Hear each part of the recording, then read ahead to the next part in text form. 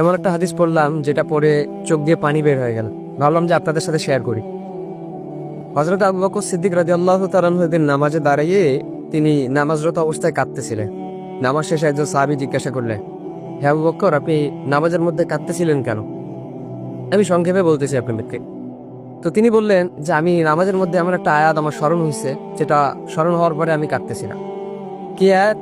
যে সেই আয়াতের অর্থটা হচ্ছে যে আল্লাহ পাক রব্বুল আলামিন বলতেছেন যে আমি তোমাদেরকে জান্নাত দিয়ে দিলাম, বিনিময়ে তোমাদের কাছ থেকে আমি জানমাল নিয়ে নিলাম। তো সাহাবী বলেন যে হে আবু বকর, এটা তো একটা খুশির সংবাদ যে আল্লাহ পাক আমাদের জানমালের বিনিময়ে আমাদেরকে জান্নাত দিয়েছেন, তো আপনি কাঁদতেছেন কেন? আবু বকর সিদ্দিক রাদিয়াল্লাহু তাআলা আনহু বললেন যে আমি আজকের আগ পর্যন্ত এটাকে খুশির সংবাদ মনে করতাম, কিন্তু আজকের পর থেকে আমি এটা শুনলেই, এটা মনে করলেই আমার কান্না চলে আসে। কেন? যে তুমি তো জানো আমার একটা কাপড়ের দোকান ছিল। আবু বকর সিদ্দিক রাদিয়াল্লাহু তাআলা আনহু বলতেছেন ওই কাপড়ের দোকানে কয়েকদিন আগে একজন মহিলা কাপড় নিয়ে গেছিল। তো হঠাৎ করে সে আজকে ফিরে আসছে কাপড় নিয়ে, এসে আমাকে বলতেছে যে তুমি তোমার কাপড় ফিরিয়ে নাও, আমার টাকা আমাকে ফেরত দিয়ে দাও। আবু বকর সিদ্দিক রাদিয়াল্লাহু তাআলা আনহু বললেন যে আপনি তো অনেক আগে কাপড় নিয়েছিলেন, এখন ফেরত দেওয়ার কারণ কি? ওই মহিলা বলতেছে তোমার কাপড় আমার পছন্দ হয়নি, এজন্য তুমি তোমার কাপড় তোমার কাছে রেখে দাও, আমার টাকা আমাকে ফেরত দাও।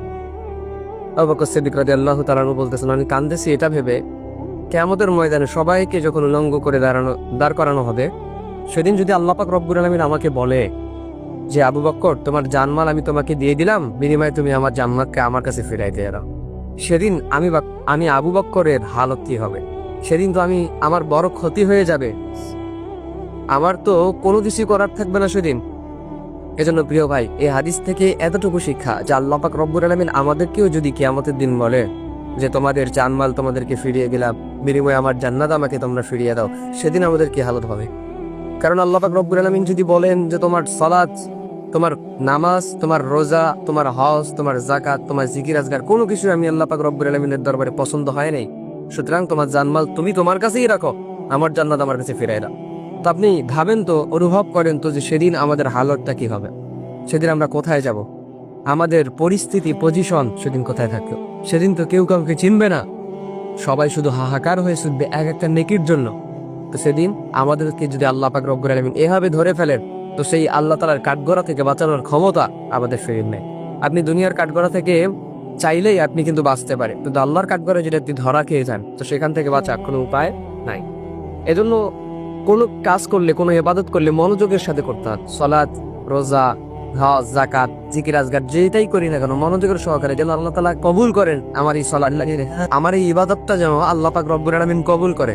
তো সেই দিকে লক্ষ্য করে আমাদেরকে ইবাদত করতে হবে, আল্লাহর সন্তুষ্টি আমাদেরকে অর্জন করতে হবে। আমাদের মূল টার্গেট হতে হবে জান্নাত লাভ করার। এখন জান্নাত লাভ করতে গিয়ে আপনাকে দুনিয়াতে যা যা করতে হয়, যা যা ইবাদত করতে হয়, যেটাই করা লাগুক না কেন সবকিছু আপনাকে করতে হবে। চাই সেটা বাতিলের বিরুদ্ধে জিহাদ হতে পারে, চাই সেটা নামাজ দিয়ে হতে পারে, রোজা দিয়ে হতে পারে, গরিব মিসকিনদেরকে হেল্প করে হতে পারে, সুদ ঘুষ জেনাবে বিচার ছেড়ে আল্লাহর সন্তুষ্টি অর্জন করে হতে পারে, নবীর সুন্নাহগুলো মেনে হতে পারে। সো যেই দিক থেকে আপনার মনে হবে যে না আমি জান্নাতটা কামাই করতে পারবো, হাসিল করতে পারবো, সো সেই কাজগুলোই আমাদেরকে করতে হবে। তো আল্লাহ পাক আমাদের সেই কাজগুলো করার তৌফিক দেয়।